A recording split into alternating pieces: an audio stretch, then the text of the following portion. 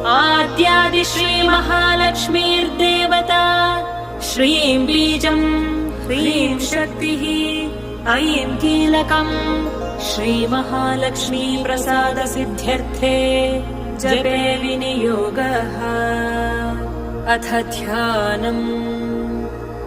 हस्तद्वयेन कमले धारयन्तीं स्वलीलया हारनूपुरसंयुक्ताम् लक्ष्मीं देवीं विचिन्तये।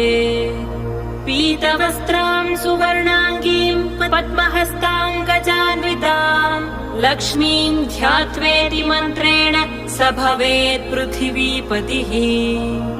मातुलिङ्गम् गदां खेटं पानपात्रं च बिभ्रतीम् नागं लिङ्गं च योनिं च बिभ्रतीं चैव मूर्धनि। वन्दे लक्ष्मीं परशिवमयीं शुद्ध